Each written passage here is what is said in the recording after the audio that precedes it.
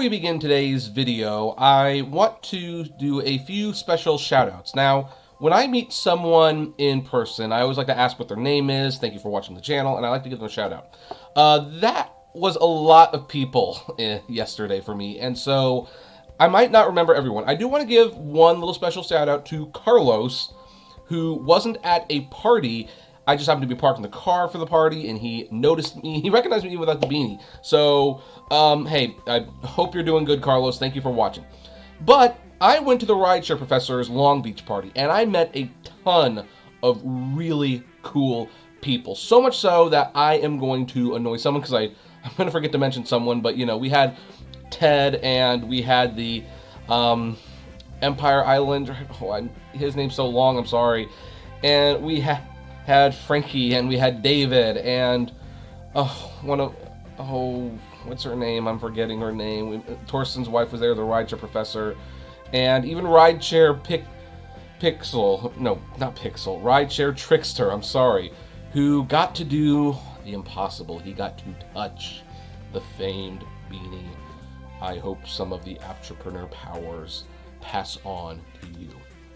And hey, it was just such a great day. It was great to meet all of you guys. Sorry if I'm not bringing you up right now, but I enjoyed meeting every single one of you there. It was a wonderful day, and I just want to say up front, because you've probably seen the thing, Torsten was there, the Rideshare Professor, to promote a new company. I just want to make it clear, I don't really know what the company's all about. I have to do more research on it, but hey, go get them, Torsten. I mean, it takes a lot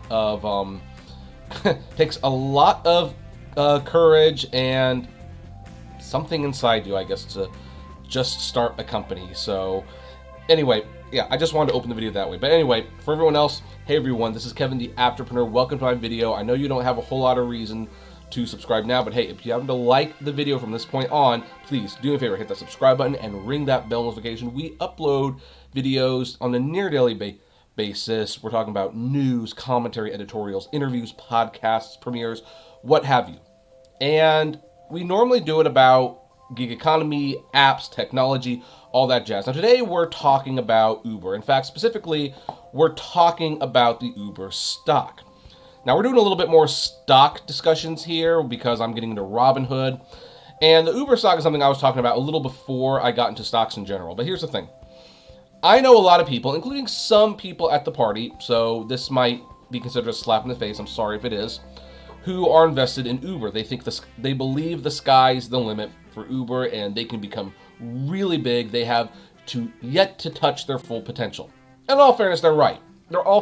Uber could definitely exceed expectations. I personally do not believe they will. I do not believe they will for a few very common sense reasons. Losing money is just one of them, especially because people point out that, hey, you know, when you're growing your company, you're going to lose a lot of money. So, you know, Amazon did for 20 years. It's like, yeah, but here's the thing. Amazon lost money because they were pursuing growth at all costs. Not only were they pursuing growing, they were pursuing expanding. Amazon started off as a bookseller, only sold books. Then they decided at one point, hey, let's sell CDs while we're at it, and then let's sell some movies, and then let's sell some computer games, and then let's sell the computers themselves, and then let's sell some parts. And as you can see, Amazon just slowly started rolling out. Now, Uber pretty much has one product, well, two really. Rideshare, which is transportation, and Uber Eats, which is delivery. They do have an Uber credit card, and you know, that's always nice. Credit cards are pure profit. However, everyone and their mother has a credit card. You go to Target, they have a credit card. You go to Best Buy, they have a credit card. Amazon has a credit card. Having a credit card is not a get out of jail free card. I don't know if there's a pun in there somewhere, but maybe there should be. Now, the IPO for Uber was frankly a disaster. For Lyft too. Lyft has actually been hurt way more in the long run. I'll admit that. Because Lyft, they launched it at, I believe $79. It started at $87, and now it's trading around $45. It's trading at half of what it was when it premiered. And Uber is trading around $40, which is about $5 or $6 less than what it started trading at. But I think it's only been above the IPO price once. which is when I bought it, of course. When I bought one share. Now, Uber could, in theory, expand. They could do a lot more. The sky's the limit, but here's the thing. I don't think they will. I don't think they will. Their management is incompetent. Look, don't even take my word for it. Let's look at this article from Seeking Alpha. Now, there are articles all the time from various Business Insider, CNN, Fox News, talking about why Uber is a great buy or why it's not a good buy. I try to go with Seeking Alpha and Market Insider because they actually deal with traders. And this writer believes that Uber is overhyped and should be trading below $20. We're going to look at why he considers it this way. So, and by the way, I love this image. This is going to be the image in the thumbnail. And it says, in an era of cheap money, the Fed's monetary policy has allowed investors to speculate and or take on more debt. Actually, the low interest environment invites for imprudent decisions. As a result, a bunch of money-losing companies that are cash incinerators have insane valuations. And I love how they said cash incinerators. You see this image where they're like literally throwing money in the fire? That is pretty much what a cash incinerator is. What is another one? Well, MoviePass was one of them. Hey, we're gonna pay $10 for 25 cents and we'll grow our subscription. Netflix was, although they're kind of starting to pull out of it. There's just a lot of companies that, are worth a lot of money, but they don't make money, which makes me wonder what the value of that company is, especially when they don't have any assets. I mean, look, in Japan, Sony has a rideshare app. All it takes is for Amazon or Microsoft or Apple or some company who actually makes products that make money that can subsidize losses before Uber's in trouble. But I think I'm getting ahead of myself. So one of them is Uber Technologies that has become a poster child for overinflated startups, as explained in the next paragraphs. Here's the first problem they see: the slowing revenue growth and the scalability problems. Revenue in 2018 and 2019 were $11.3 billion and $14.1 billion, respectively. So revenue year-over-year growth was 25%. However, all revenues are not created equal, and all revenue growth is not created equal either. So we deepened into the company's reports and want to point out the following. 1. Revenue growth in rides, which is the core business, let's be honest, continues to slow down, which makes a lot of sense, by the way. Uber is a verb. It's kind of like how someone says, you can Google me. Please don't be that guy, by the way. When you become the verb, you've pretty much you've gotten to the peak of what you can do, pretty much. I mean, you're the verb, you're the go-to place. You'll probably grow a little bit because you are the go-to place, but how much farther can you really go? That's Uber, and that's why they're pointing out that, guess what? The rides are slowing. As shown here and here, which are links, and I'm not going to open them right now, but you can, because I'm going to link to this article below. Revenue from rides in 2019 were $10.6 billion versus $9.3 billion in 2018. Therefore, when it comes to rides, revenue year-to-year growth of 95% in 2017 declined to 37% in 2018 and 14% in 2019. And that's not a decrease, mind you. They're still gaining people, so you can still chalk that up to a win. But when growth slows that much, that's a red flag. That is a red flag because that suggests you have reached the maximum amount of growth you can actually achieve. Now, meanwhile, other than rides business grew from $2 billion to $3.5 billion in 2019, or about an 80% growth year to year, which allowed Uber to present somewhat overall revenue growth of 25% in 2019. But the other than rides, eats, and freight are low margin businesses. Given also that all the newer other than rides businesses have much lower profit potential than rides, the relatively faster growth of these low margin other than rides businesses is contributing to the deteriorating overall profit picture. Basically, stock analysts don't want to see the razor thin margin businesses growing. They want to see the businesses where there's like a huge profit growing. For example, let's say I run a movie theater and I say like, hey, ticket sales for my theater is up 80%. That's great. Doesn't mean anything. Don't make money on the tickets. You want to know what I want to see going up 80%? The soda and the popcorn sales. Because unless that's growing along with the ticket sales, guess what? You're not doing that well. So, which is kind of funny to think about. Uber is essentially kind of like a movie theater. Their core business isn't the business they're in.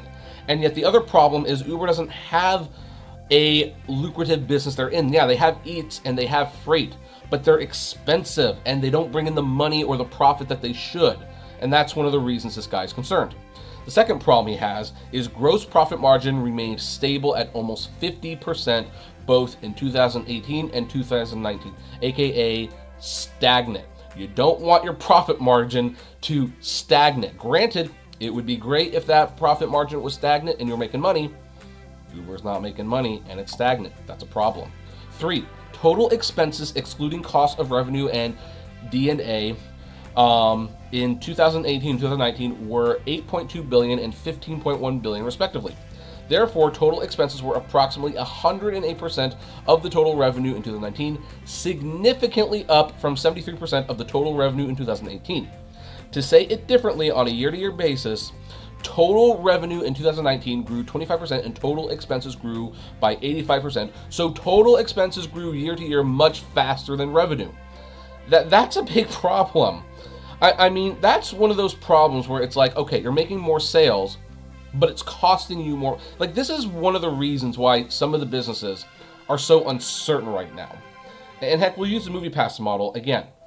The more people signed up for MoviePass, the more money MoviePass lost. Now, that doesn't sound like a great business model. I mean, unfortunately, Netflix is kind of in that same boat, although Netflix is in a position where there are a fair amount of people who subscribe to Netflix and don't watch anything. And that's a position they would like to be in. Now, unless Uber starts having like subscription services that people pay for and never use, basically the more people that they are getting to use their product and pay the money, it's costing them more money. So the more they grow, the more they lose. That's not a winning proposition.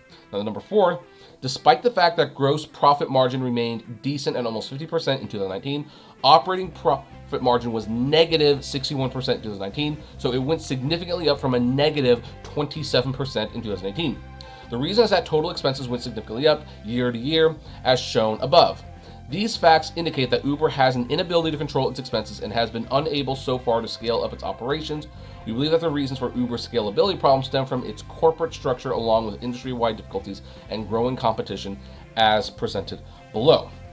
In 2014, Uber recorded another operating loss of $1 billion, slightly down from the operating loss of $1.1 billion in quarter 4 2018. Yeah, but it's kind of like a roller coaster. I mean, just search Apptrepreneur Uber losses and you can look at the videos. I mean, the losses kind of go up and down, but they stay around the $1 billion mark.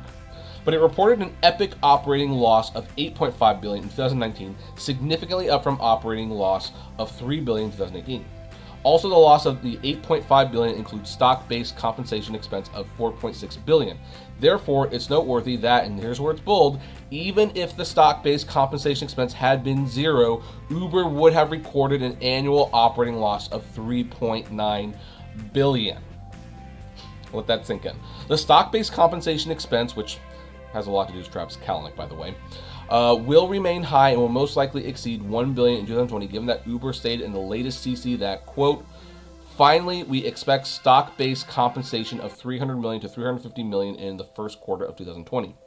Adjusted Abita loss in 2019 was $2.1 billion, up from the adjusted Abita loss of $1.8 billion. Also, in the fourth quarter of 2019, quarterly adjusted Abita loss went deeper into negative territory, reaching $615 million, about 5% more than $585 million in the third quarter of 2019, down from $817 in quarter 4 2019. On that front, Uber touted in the CC that, quote, if you look at our rides business quarter 4 to quarter 4, our rides business grew ANR, about annual net revenue, about $700 million, a little bit below $700 million in terms of revenue.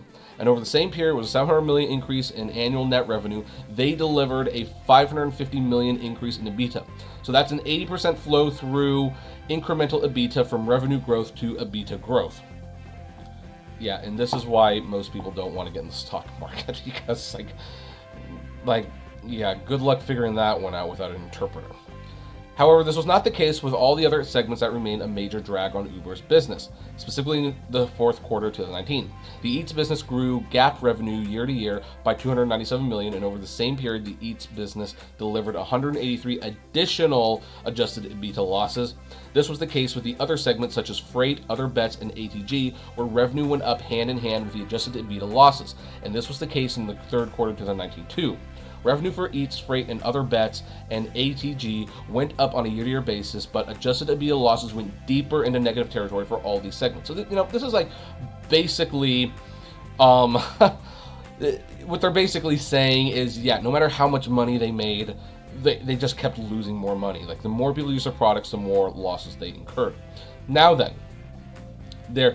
in the latest CC, Uber estimated that it could turn into a positive adjusted EBITDA in the fourth quarter of 2020, but it's not wise to downplay these key parameters. Basically, these are the variables. What could go wrong?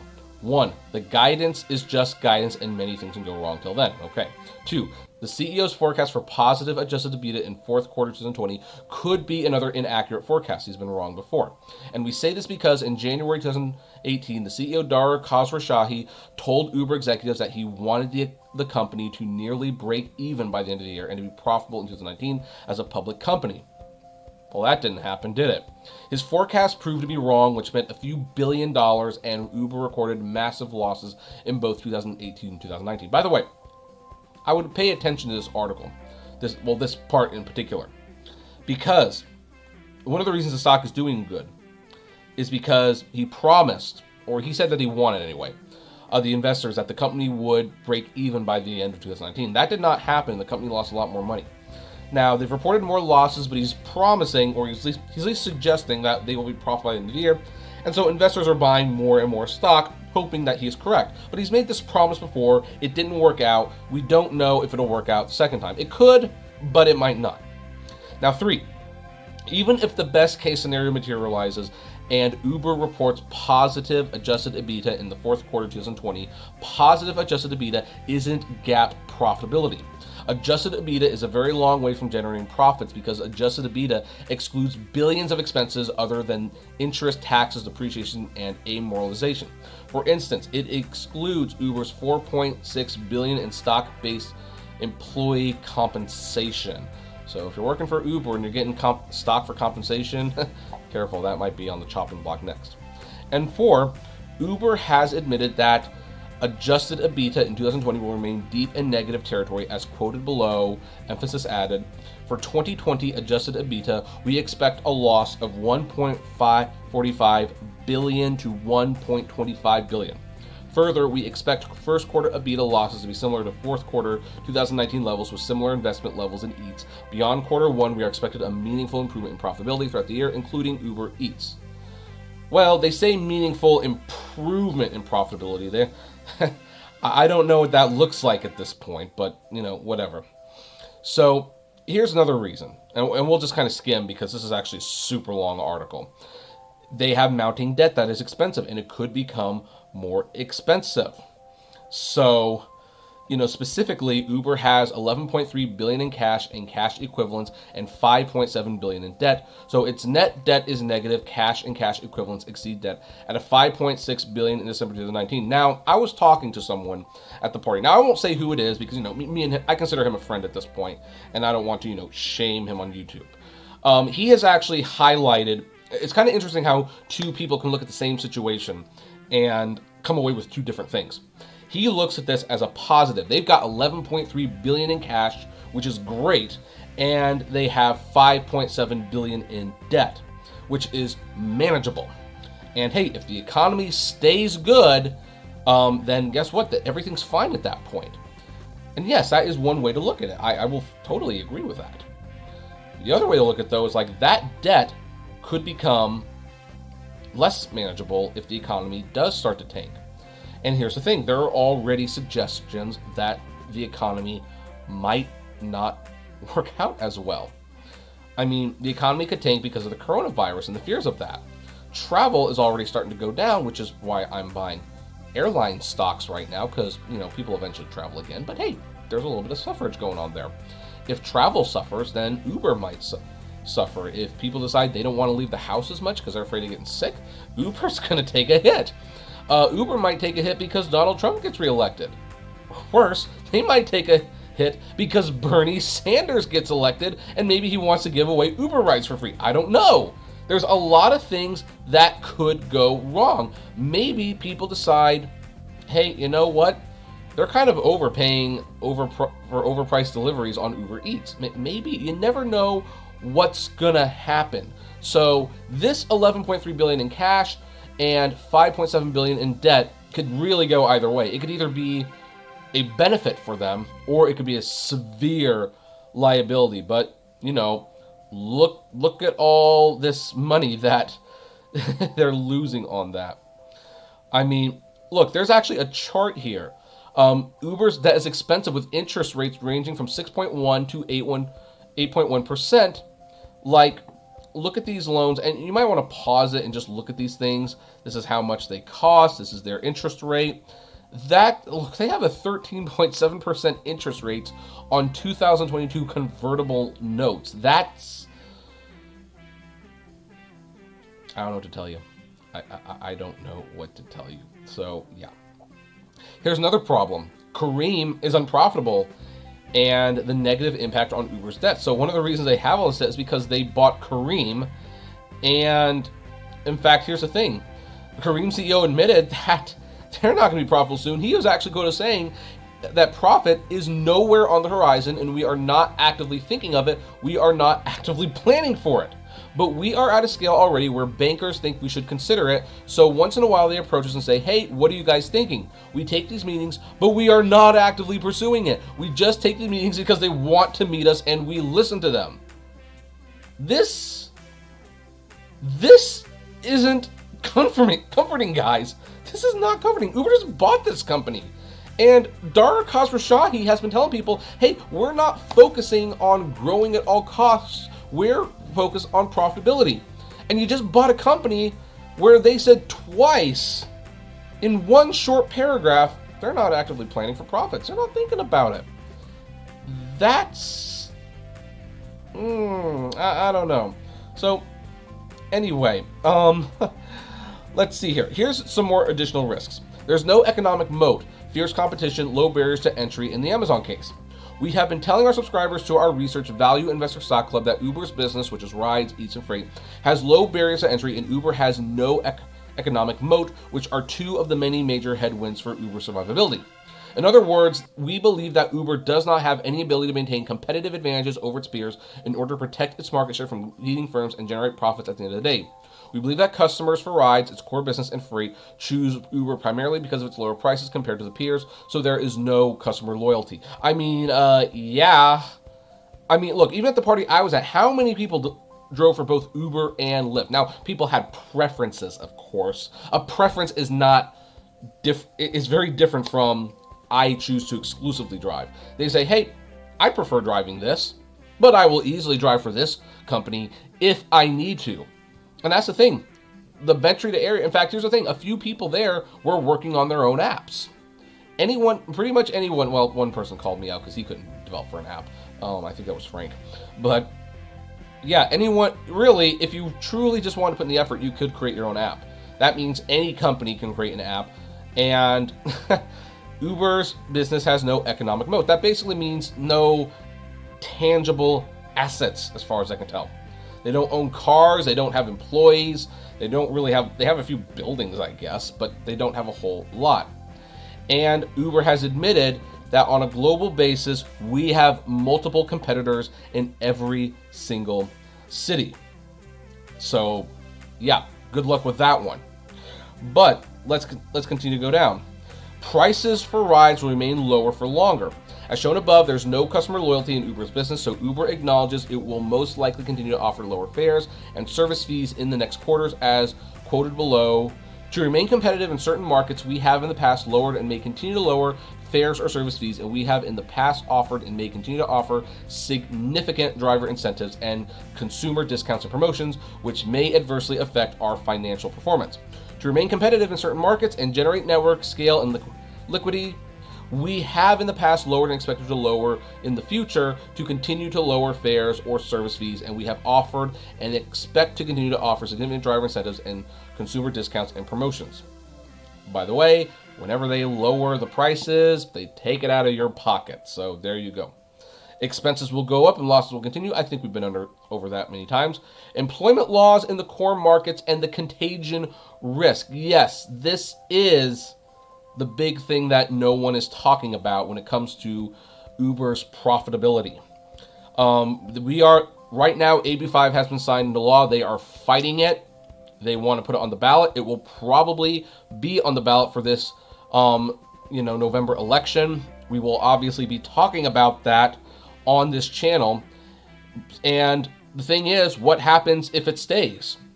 And New York is definitely doing some things with them. And I hear Texas is considering, and Seattle, Washington. There's a lot of states who are basically getting tired of Uber and Lyft running amok, and they are going to start writing laws. You think that this is over with AB5? No, it's going to spread. States are going to be debating this for years probably. And until that is figured out, the business is vulnerable on how they can make money. And so that's not being taken into account with some of these people who invest. And as for the contagion risk, yep, that is the coronavirus. We don't know how far this is going to spread, but we'll see. So anyway, 5, legal challenges in London, another core market. We've been talking about the legal challenges that Uber had in London. They've basically been told to get out. They continue to fight that, and while they fight it, Bolt continues to gain more and more market share. You have a high capex for advanced technologies group that will continue. To be perfectly frank, I don't know what this is, so we're going to skip it. Sorry. Number 7, strong dollar in 2020. It has passed unnoticed so far, but there's no question that the recent strength of the dollar will make a dent in the American multinational companies this year, as always. The strong dollar has been getting stronger over the last week's closing at, I can't read the number, with the euro last week, which will definitely impact negativity the earnings of the US-based multinational firms effective first quarter 2020, including Uber. Uber has operations across 63 countries, and amidst the negative impact as quoted below, we are exposed to fluctuations in currency exchange rates because we conduct a significant and growing portion of our business in currencies other than the US dollar, but report our consolidated financial results in the US dollars. We face exposure in fluctuations in currency exchange rates. AKA, we have no control over the economy, and the economy could screw us at any moment. And then you have Lyft's report, because Lyft is slowing down in regard to the revenue in year to year in 2020. And Lyft's adjusted EBITDA losses margin will remain unchanged in 2020. Lyft's adjusted EBITDA will remain negative by the fourth quarter. And relative value analysts, well, I'll let you read that one for yourself, but it's definitely fascinating. So here's the thing. Like I said, this is a super long article. I definitely recommend you read it. I'm going to link to it below. But here's what they conclude. After all, we believe that Uber should currently trade below $20 per share, or approximately 1 times its revenue, due to all the aforementioned reasons, including the relative valuation analysts above. And frankly speaking, due to the unproven business model, and it is unproven, the continued losses and cash burn with no end in sight, Uber could be another fad that will end up being zero or almost zero. You know, the interesting thing about this quote is I've actually speculated Uber stock is going to zero. I suspect it'll be a penny stock before you know it. And there are people like laughing at me. And yet here's Seeking Alpha, big magazine, online publication for stocks and everything. They're saying it. There's a chance it could be zero or almost zero. At the very least, they believe it should be trading for half of what it's trading now. Now then, they say, we don't say this only because WTRH has ended up being a penny stock from $12 per share in early 2019. We don't say this only because Amazon, a proven disruptor, got out of the problematic food delivery business a few months ago. There's also the Sidecar case. Sidecar was another US-based transportation company with the same business model like Uber's. Sidecar was backed by a number of wealthy investors, including Union Square Ventures, Avalon Ventures, Lightspeed Venture Partners, Google Ventures, and Sir Richard Branson. Yeah, that guy. Sidecar proved provided ride-sharing services and business-to-business delivery services. It was founded in 2011 in San Francisco. In February 2015, Sidecar announced a same-day service for local businesses, whereby goods, foods, and flowers will be delivered to local consumers using its existing pool of drivers. Sidecar Ride closed in 2015. All these could be the reasons why Larry Ellison, Oracle's founder and chairman, recently said that Uber's business model is almost worthless, and Uber is an app my cat could have written. We advise investors not to downplay his words because Larry Ellison is not just another guy.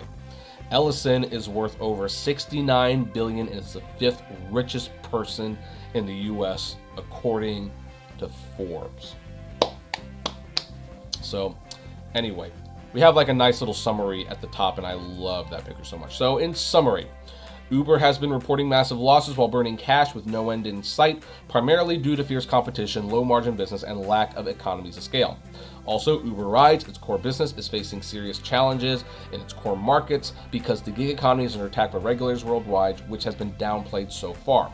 Pro forma, the Careem deal, net debt has risen significantly, and due to continued cash burn, Uber will announce a debt or an equity offering, or both, in the next few months. That's scary. We believe that Uber should currently trade below $20 per share, or about 1 times its revenue due to many reasons. Uber is an overhyped stock that could end up being another fad, with its shares going to zero or almost zero in the next 5 years, same like Sidecar. And then they ask if you want to join their club.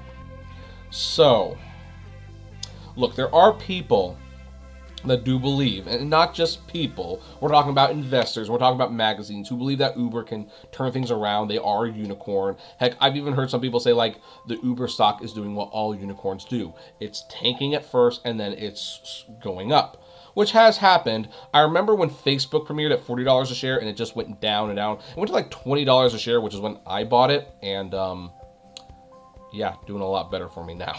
I'll say that. It's doing a lot better for me now. But that's not always the case. Pets.com, I don't know if they went public, but you know, it looked like they were going to be a big thing, and then they went nowhere. The company that owned this thing, once the stock traded for over $1,000, went to zero a couple weeks ago. You just never know, and there's a lot of reasons to be concerned. Uber is an untested business model. It's relatively new. We just don't know. And here's the thing. Unless they can make money doing it, that's the thing. They've been losing money on it for so long, and it doesn't contribute to anything else. I mean, some people might say, well, YouTube continues to lose money. Yes, but YouTube also looks at analytics. It's designed to lose money because they're watching you watch me or other videos, and they're figuring out what you like and where you spend your money, and they are using that information for their Google Analytics, their AdSense. So YouTube, while it is not profitable for Google, does contribute to a very important aspect of Google that does make money, which is ads. Rideshare doesn't. Rideshare is the core business. And if the core business is useless, then the company is useless. However, we are going to end it there. What do all of you folks think? Do you agree? Do you disagree? I would love to know. Comment below, like, favorite, share, subscribe. Sorry this one got so long. I was actually going to read the whole article, and then I realized midway through that just wasn't going to happen. But hey, the whole article is available below. And hey, if you want to get into buying stocks, I recommend something other than Uber. Click my Robinhood link below. You'll get a free one. But anyway, that's where we're going to end it, and flame responsibly. Have a good one.